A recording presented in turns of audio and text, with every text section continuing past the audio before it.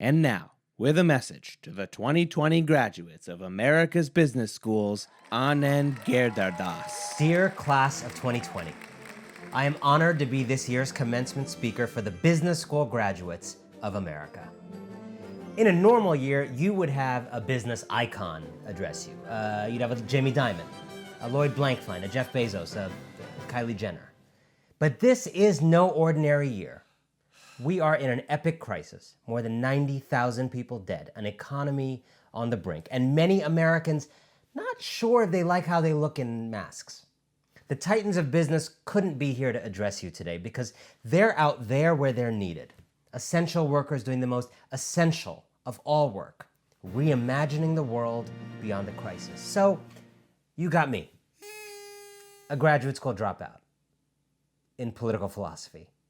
But don't worry, I'll be brief. You've got worlds to conquer and taxes to avoid. A global pandemic may be a grim time for most folks to be graduating, but not for you, not for America's newly minted business graduates, the world's true problem solvers. For you, it's up, up, and away, off to do well by doing good. Remember, not all heroes wear capes. Some wear fleece vests.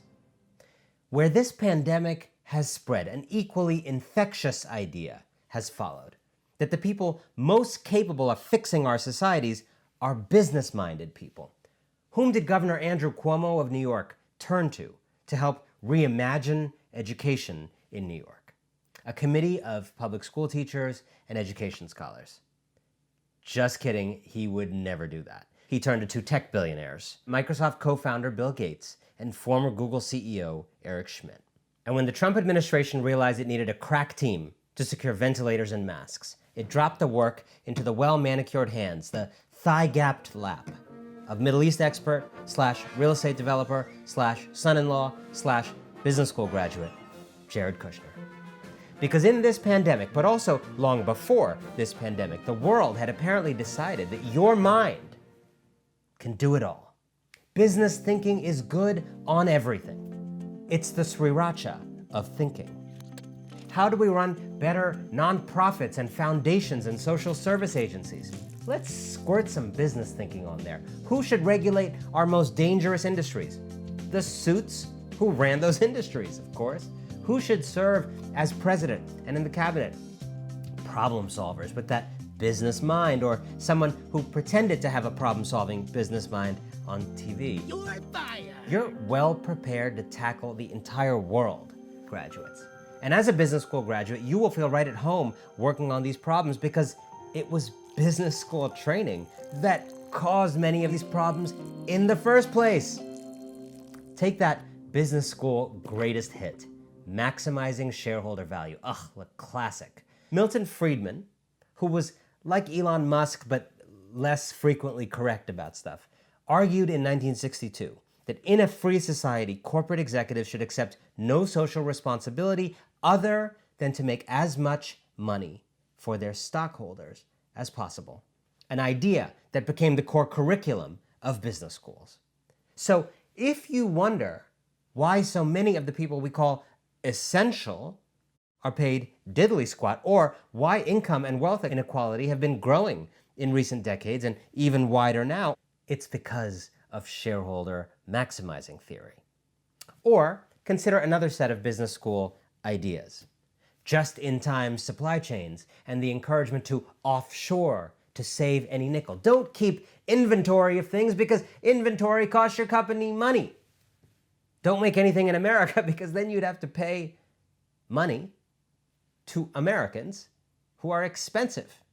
Well, thanks to these business school doctrines, we ended up not only with limited personal protective equipment for doctors and nurses in the worst crisis since World War II, but also without the capacity to make that stuff quickly once we became aware of the shortage.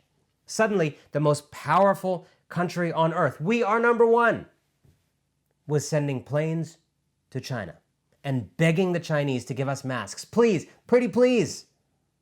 It was also why so many other, less vital items have been unavailable in stores in this crisis.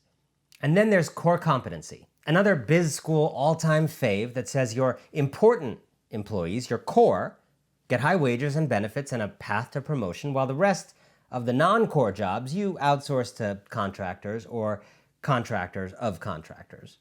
Jobs that don't get the same benefits or opportunities, basically dead-end jobs in what might be a profitable company full of life.